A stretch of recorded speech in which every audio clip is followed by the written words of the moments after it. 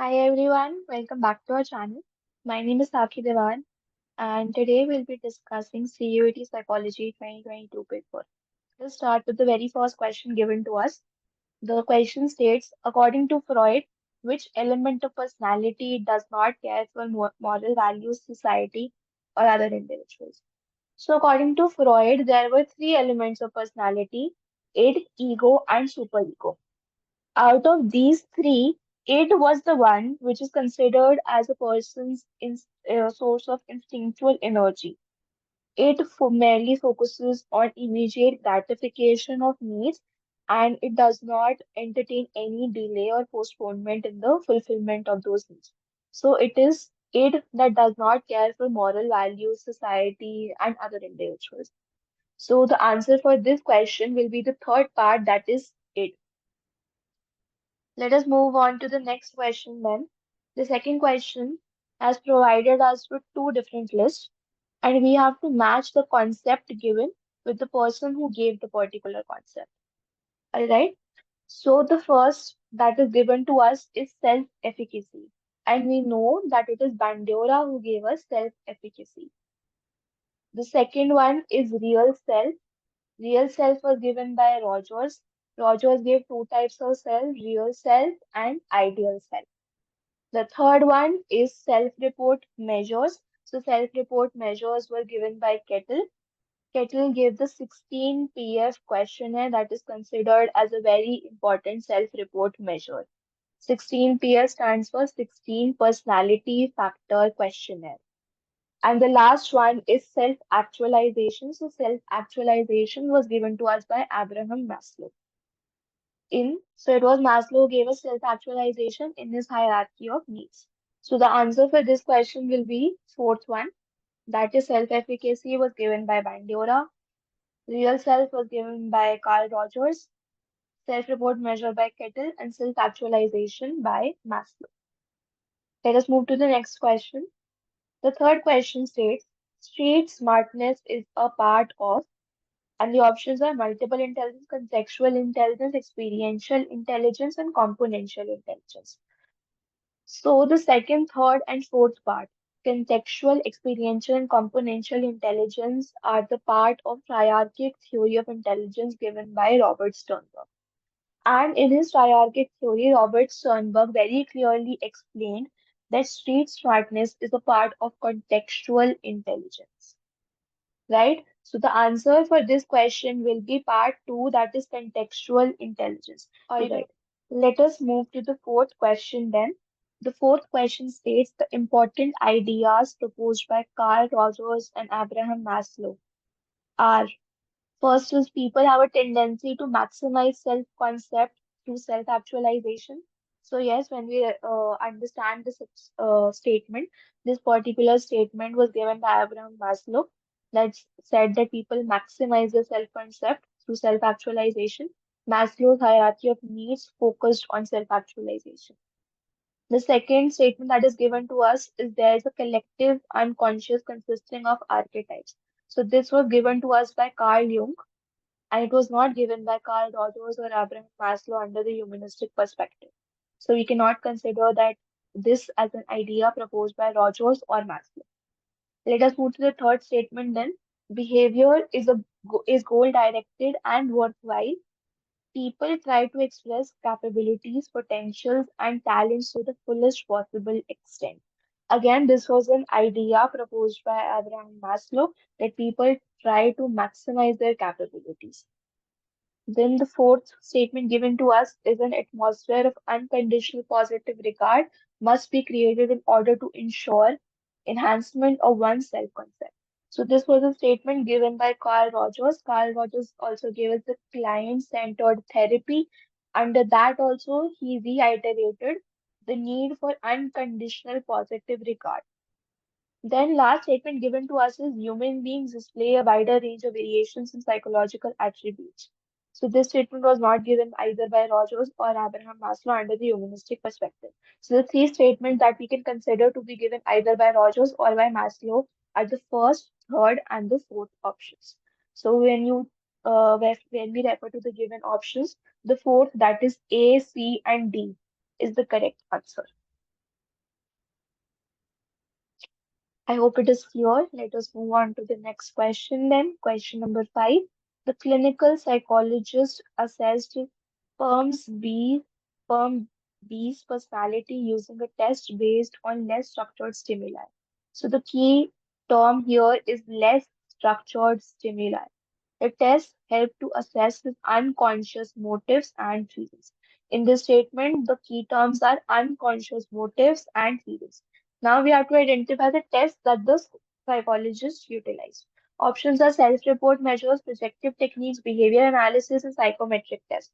So I hope it is all very understandable that whenever we utilize less structured stimuli, we are always utilizing projective techniques. Projective techniques make use of less structured stimuli in order to understand or to elicit a person's unconscious motives and feelings. So the answer for this question will be option number 2, that is projective techniques. You can also refer to this image from NCRT. It clearly states, all right, with this, let us move on to the sixth question. It states that in a person defends against anxiety by adopting behavior opposite to his or her true feelings. So the um, asks us of an ego defense mechanism in which a person defends against anxiety by adopting behavior that are opposite to his or her true feelings. So when we try to understand that a person is actually behaving not according to what they actually feel, but opposite to that, so we clearly know that the answer is reaction formation. One example of this could be a person who is actually sad, but constantly adopts behaviors that display that he or she is inherently very happy. So that would be a defense mechanism that the person is utilizing, which is called reaction formation. The next question states Dash has been found extremely useful in career guidance, vocational exploration, and occupational testing. All right. So, in this, there are different self-report measures given to us as options, and we have to identify which self-report measure is found useful in career guidance, vocational exploration, and occupational testing, right? So, we clearly know it is the 16 personality factor questionnaire given by Raymond Petal. This 16 PF questionnaire is utilized thoroughly in career guidance and vocational exploration, as well as in occupational testings, right? Question number 8. Question number 8 states Dash refers to our ability to organize and monitor our own behavior. Whenever we try to organize and monitor our own behavior, so the other term for monitoring is regulation. Whenever we try to regulate our own behavior, it is known as self-regulation, right? So the answer for this question will be option number 4, that is self-regulation. With this, let us move on to the next question. The next question states a child is going through a tough time and is facing problems in school. He decides to discuss the same with the school counselor so that he can vent out his feelings. Identify the type of coping response in this. So, in this, what is happening is that the child is feeling those emotions and he is trying to seek help from the school counselor just to vent out his own feelings, not to seek a particular solution, not to avoid the situation, but to only understand his own feelings and to vent those feelings so that he can make himself feel better. So, this kind of strategy of coping is known as emotion oriented strategy. You can also refer to the image from NCRT. This makes the question much more clearer. Let us move to the next question then. Question number 10. Question number 10 states social support in form of assistance involving material aid such as money or goods is known as dash support. So we clearly know the answer would be tangible. The four options given are emotional, positive, tangible, and informational. So this type of support that involves material aid is known as tangible support. next question states Radhika wants to do everything perfectly. Every time this expectation leads to disappointment and stress. Thus, the source of her psychological stress is. So, in this, we need to put our focus in the first line. That is, she wants to do everything perfectly. She has set the standard for herself, then the standard is perfection. So whenever the person is setting standards up for themselves, whenever they wish to do everything perfectly, then that is something that is called internal pressure. The pressure that we put upon ourselves is known as internal pressure. Radhika has set the bar for herself. She wants to do everything perfectly. So that is called internal pressure. All right, let's move to the next question. Question number 12. Question number 12 again provides us with two lists and we have to match these together. List 1 talks about the different effects of stress and the list 2 talks about the description of those effects. Correct. So when we look at emotional effect can include mood swing, increased psychological tension. Physiological effect will include increased heart rate, constriction of blood vessels. Cognitive effect will include effects on our cognition that will involve poor concentration, reduced short-term memory capacity. And the last is behavioral effects, that is the effect that stress has on our behavior. So that will include disrupted sleep pattern and increased absenteeism. So the option that we'll choose is our option number 3, that matches emotional effect with mood swings and increased psychological tension, physiological effect with increased heart rate and constriction of blood vessels, cognitive effect with poor concentration and reduced short-term memory, and behavioral effect with disrupted sleep pattern and increased absenteeism. Question number 13. Question number 13 states, once the date sheet was announced, the students started paying attention and preparing for the examination. They made notes, took tests, and attended coaching class, neglecting their diet and sleep. As the examination approached, students felt draining of bodily resources and falling sick. This indicates dash stage of general adaptation syndrome. Right. So there are three stages in general adaptation syndrome. The first is the alarm reaction stage, second is the resistance stage, and third one is the exhaustion stage.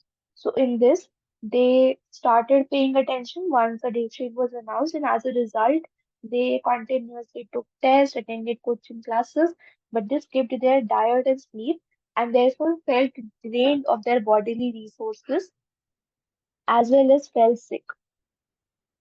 So this can be counted under the exhaustion stage. What happens in exhaustion stage is that continued exposure to the same stressor or additional stressors drains the body of its resources. The physiological systems involved in alarm reaction resistance become ineffective and susceptibility to stress-related diseases becomes higher. So I hope the answer to this question is clear. The answer will be option number 1, exhaustion stage. Let us move to the next question then. Question number 14. Question number 14 states, in which of the following disorders children may fuss, scream, throw severe tantrums, or make suicidal gestures? So the answer for this will be separation anxiety disorders. The symptoms described here are typical of separation anxiety disorders, in which especially the children may fuss or scream or throw severe tantrums or make suicidal gestures when they are either left alone or sent to places where they have to be alone, such as school. So they are more reluctant to go to these places or to be left alone uh, without the attachment figure. So the answer for this question will be the third option, that is separation anxiety disorder. Let us move to the 15th question. 15th question states dominating and bullying others without provocation is dash type of aggression. So this is typical of proactive aggression. What happens in the proactive aggression is that the person dominates or bullies other without any provocation. There is no provocation present in such type of aggression. but the person is inherently dominating and good. Question number 16 provides us with two lists. The list one gives us the symptoms of schizophrenia, and the list two provides us a description of those symptoms. So, the first symptom that is given to us is alogia. Alogia stands for poverty of speech. So, in schizophrenic, there is usually poverty of speech that is known as alogia. In the second part that is given to us, that is delusion. Delusion, delusion stands for a false belief. False belief that means that the false belief that is not based on any grounds. The third one that is given to us is evolution. Evolution refers to the lack of motivation to do the task, and the last one is hallucination. Hallucination refers to the perception that exists without the actual existence of a particular stimuli. So when we look at the options, we can see that option number two is the correct answer.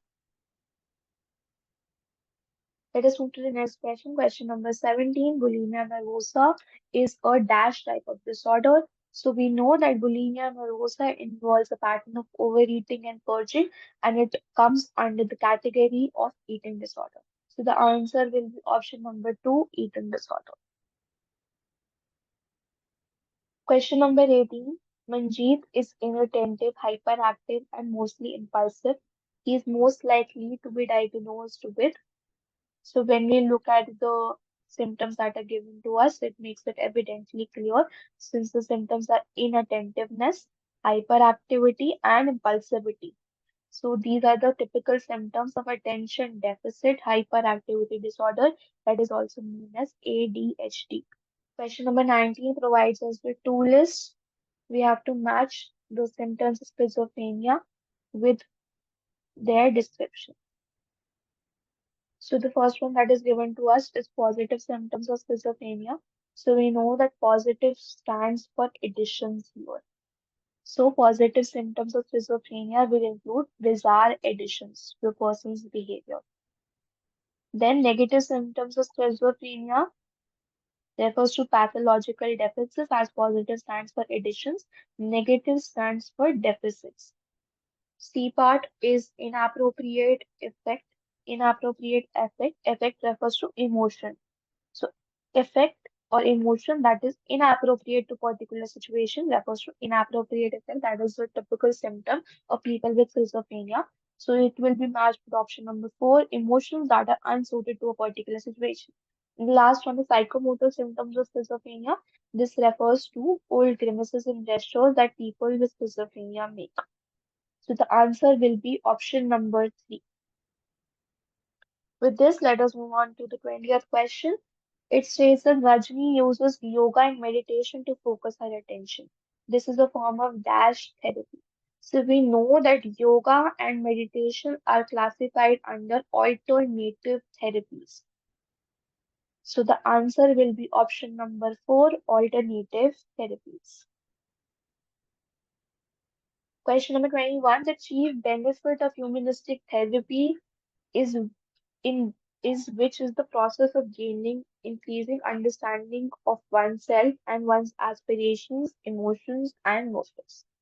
So we know that the chief benefit of humanistic therapy is personal growth. Under this, the client is able to talk about their problems and the therapist merely acts as a facilitator. Eventually, the client arrives at the solutions to their own problems through a process of personal growth.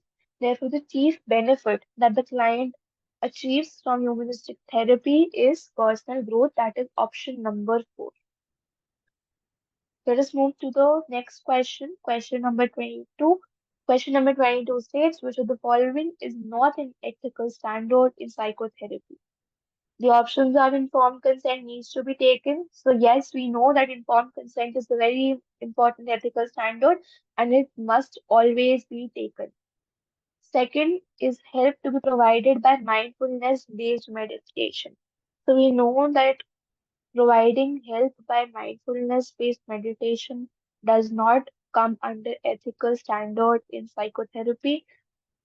The third is confidentiality of the client should be maintained, which is again a very important ethical standard that must be followed at all times. And the last one is respect for human rights and dignity must be maintained. That is again a very important ethical standard that must be followed.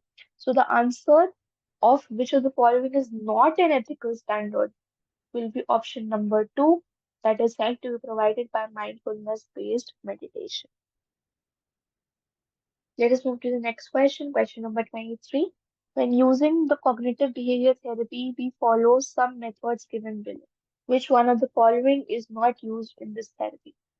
Addressing the childhood traumas on the client, addressing the biological aspects through relaxation, addressing the psychological aspects through behavior therapy, and addressing the social aspects through environmental changes.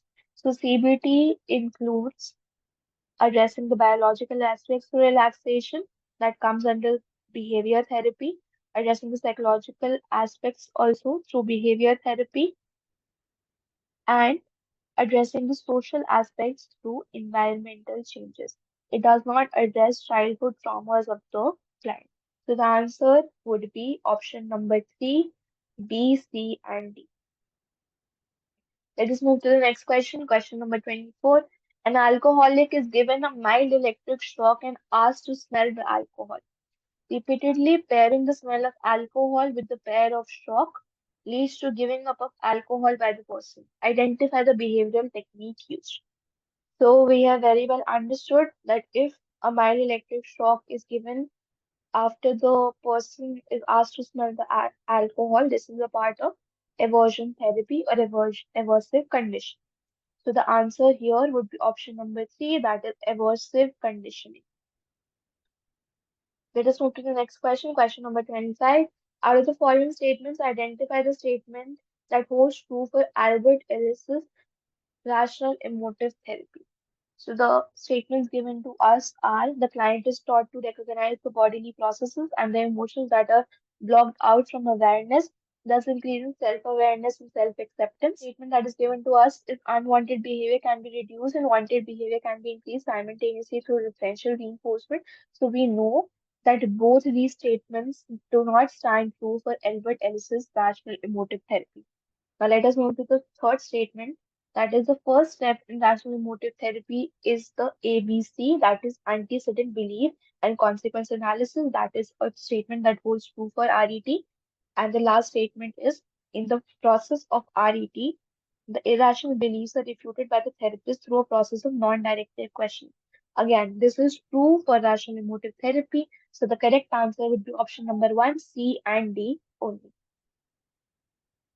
Question number 26. Question number 26 talks about Sheriff's Summer Camp Experiment. So, under this experiment, it was conducted in four phases, and we have to arrange the four phases in the correct sequence.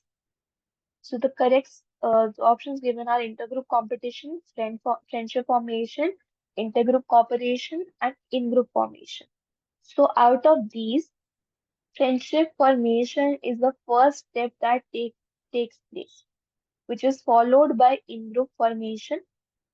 Once the in-group is formed, the inter-group competition takes place because we regard the members of our in-group as we and those of out-group as they. Therefore, inter-group competition starts between the two groups and this is followed by inter-group cooperation under the experimental conditions. So the correct answer would be option number two, friendship formation, in-group formation, intergroup competition, and intergroup cooperation. I hope this makes sense. Let us move to the next question, question number 27. Dash refers to togetherness, binding, or mutual attraction among group members. So from this statement, we can very well understand that the answer would be cohesiveness. Cohesiveness refers to the feeling of togetherness, binding, and mutual attraction between the members of a particular group. So the answer is third option, cohesiveness. Let us move to question number 28. Manish gives something free to Rajat, saying that it is for promotion of the product. Soon afterwards, he asks Rajat to buy a product sold by his company. This technique of compliance is known as, the options given to us are foot in the door technique, the deadline technique, the door in the face technique, and no refusal technique. So the correct answer is foot in the door technique. The foot in the door technique states the person begins by making a small request, which in this case was to take the free product that the other person is not likely to refuse. Once the other person carries out the request, a bigger request is made, simply because the other person has already complied with the smaller request. So in this case, the smaller request was to take the free product for the promotion, which was followed by a bigger request, that is buying the product sold by the company. So the correct answer is option number one, foot in the door technique. Question number 29 provides us with two lists and we have to match these together. So the first part talks about secondary group. The secondary group can be matched with joined by choice and it is easy to leave. So we know that when we compare secondary and primary group together, secondary group is the one that we join by our own choice. And secondary groups are usually easier to leave as compared to primary groups. The second is in-group. In-group refers to the we feelings supposed to be similar and are viewed favorably. The third one is primary group. Primary groups are pre-existing formations. We cannot join them by choice. They are pre-existing formations, and the boundaries of such groups are less permeable. That is, it is not easy to leave primary groups. And the last one is the formal group. Under the formal group, the functions are explicitly stated based on the specific rules. So the correct answer would be the option number one. Let us move to the 30th question. 30th question talks of which of the following is not associated with the stages of group formation. So the five stages of group formation are forming, storming, norming, performing, and adjourning. So out of these four options, we can see forming, storming, and performing are part of stages of group formation, while alarming is not a part of stages of group formation. So the correct answer of which of these is not associated with the stages of group formation is answer number two. Let us move to the next question, question number 31. Understand interpersonal physical distance as given by Edward Hall. Arrange the following from least to the maximum distance. So the four distances given to us by Edward Hall were intimate, personal, social, and public distances. Intimate distance ranges from 0 to 50 centimeter. Personal distance ranges from zero point 0.5 to 1 meter. Social distance ranges from 1 to 4 meters. And lastly, public distance ranges from 4 meter and above. So when we arrange these four distances um, from least to maximum, the correct answer would be intimate, personal, social, and public. So if we refer to the options, and option number 4, D, A, C, B is the correct answer. You can also refer to the image given here for the distances that were given by Edward Hall. Let us move to the next question then. Question number 32. The experience of crowding has the following features. Increase in privacy. We know that undercrowding, increase in privacy does not happen. So option A is not correct. Let us move to statement number B, feeling of loss of control over social interactions. So we know that this is a part of our experience of crowding. Whenever we are in a crowd, we feel a loss of control over our social interactions. The third one is feeling of discomfort. It is also true for crowding. Whenever we are in a large crowd, we usually experience the feelings of discomfort. The fourth statement talks about the negative view of the space around the person.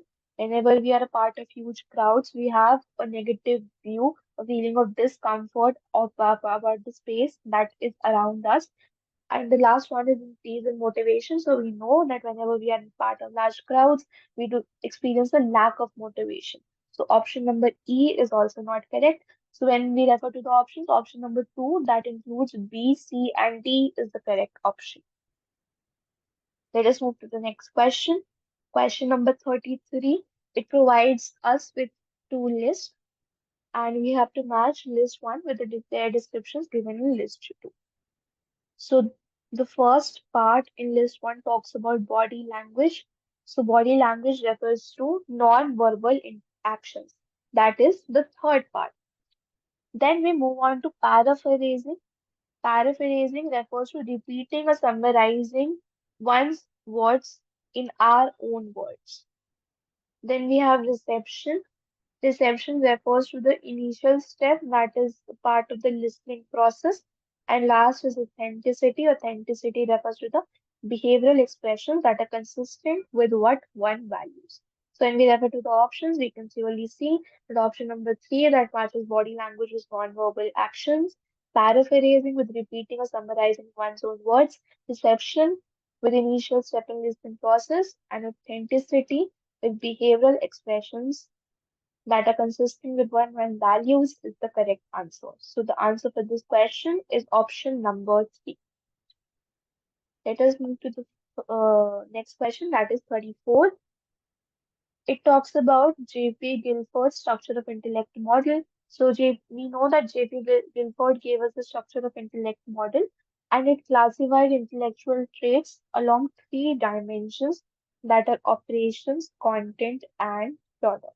So the correct answer is option number three, operation, content, and product. To the next question, question number 35. According to the past model, Dash allows us to think of possible courses of action, to implement them to reach the target, and to evaluate their effectiveness. So in past, P stands for planning, A stands for arousal, S stands for simultaneous processing, and the other S stands for successive processing. So out of these four, it is planning that allows us to think of possible courses of action. Once we think of possible courses of action, we also implement those courses to reach our given target. And then after reaching that target or without reaching that target, we evaluate the effectiveness of those possible courses of action. So the answer would be option number one, that is planning. Let us move to the 36th question. Persons high on dash intelligence have finer sensibilities regarding their identity, human existence, and meaning of life. So this question talks about the multiple intelligences given by Howard Gardner. Under that this is a specific type of intelligence that includes having finer sensibilities regarding a person's own identity, human existence, and meaning of life. So the correct answer is intrapersonal intelligence. You can also refer to the image given here, intrapersonal number two, intrapersonal intelligence. Next question. Next question states, Atul is able to monitor his own and others' emotion, discriminate amongst them, and use this information to guide his thinking and actions. So three important points. He is able to monitor his own and others' emotion. He is also able to discriminate among those emotions and use this information to guide his thinking and actions. So these are all typical of high emotional intelligence. So the correct answer is that Atul is displaying high emotional intelligence, option number three. Emotional intelligence includes social skills, self-awareness, self-regulation, empathy, and motivation. With this, let us move on to the next question. Question number 38. Question number 38 states, Dash involves employing systematic, organized, and objective procedures to record behavioral phenomena occurring naturally in real time. Let us move to the next question. Question number 38. It states that Dash involves employing systematic, organized, and objective procedures to record behavioral phenomena occurring naturally in real time. So the answer for this would be observation method, option number three. Now the keywords in the statement were systematic, organized, and objective procedures that help us in recording behavioral phenomena occurring naturally. So whenever we are trying to understand behavioral phenomena that are occurring in a natural environment, we always utilize observation method. So the correct answer is option number three, observation. Question number 39, the IQ range for individuals with moderate intellectual deficiency. So it is very straightforward question. It talks about people with moderate intellectual deficiency. And as stated by NCRT, also the IQ range for people with moderate intellectual deficiency is 35 to 40. So the closest answer in this question, 35 to 40 to 50 to 55. So the answer in this would be option number 2, 35 to 50. Question number 40, the instinctual life force that energizes the id is called. So the instinctual life force that energizes the id is called libido. This term was given by Sigmund Freud. So he stated that the instinctual life force that energizes the element of personality, that is id, is called libido. So the correct answer is option number 2, libido. Let us move to the next question, question number 41. Now, this is the passage given to us for question 41 to 45 with two lists. The first list talks of the characteristics, while the second list talks of the causal factors. So the first characteristic that is given to us is task characteristic. So we attribute task characteristic to external factors as well as it is unstable. So the option will be option number 4, unstable and external. Then we move on to hard work. Hard work is regarded as an internal factor as well as it is unstable. Hard work can change with time. Given to us is fate. So fate is usually referred to as external and it is considered as relatively stable. And the last one is ability, that is referred to as an internal factor and is also considered stable. So the correct answer is option number 4. Let us move on to the next question, question number 42. Question number 42 talks about, as per Wiener, if person A gives greater weightage to internal factors, then which one of the following will hold true for A?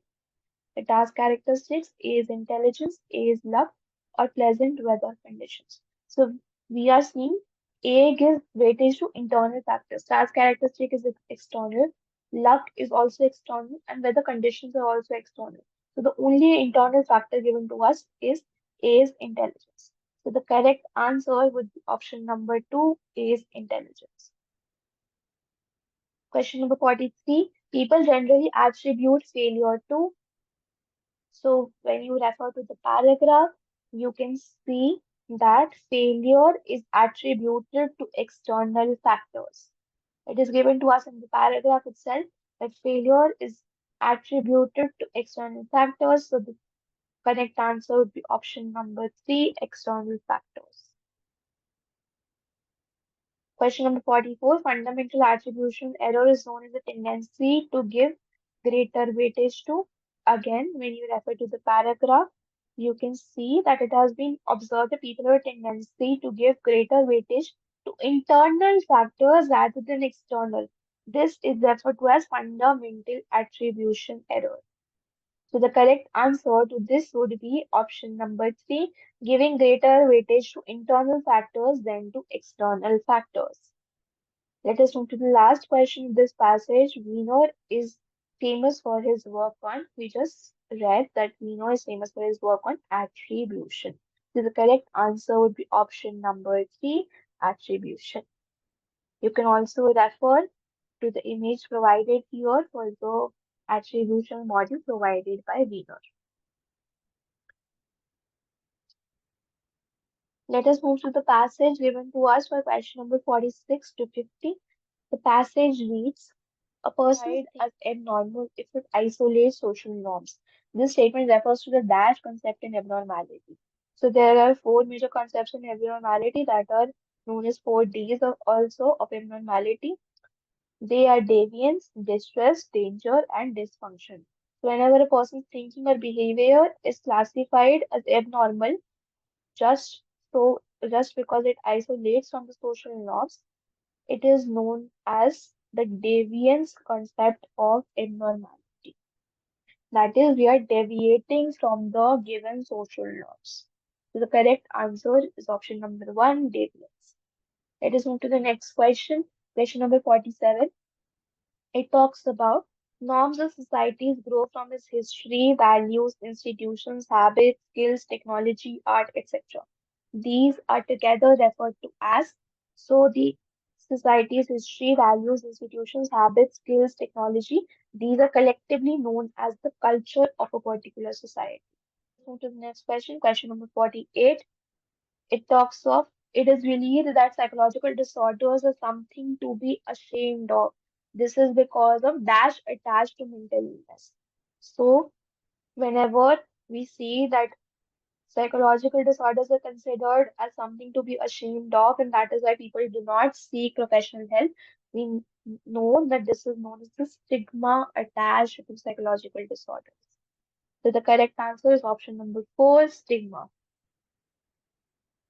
Question number 49.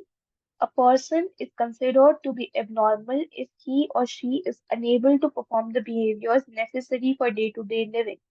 This explains abnormality due to, so the correct answer would be dysfunction.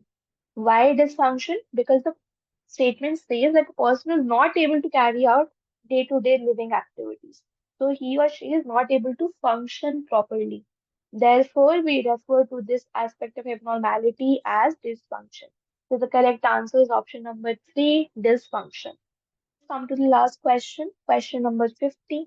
It talks of the best criterion for determining the normality of the behavior is it follows the norms of the society, it fosters overall well-being, it is not distressing, it is not dangerous.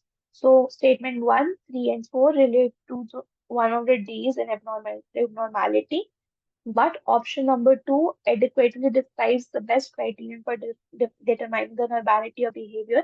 If a behavior fosters the overall well-being of a person, then it is referred to as a normal behavior. So the correct answer would be option number 2, fosters overall well-being. I hope this was helpful. This discussion was helpful to you all, and you all got to understand and to learn something. We'll meet in our next video.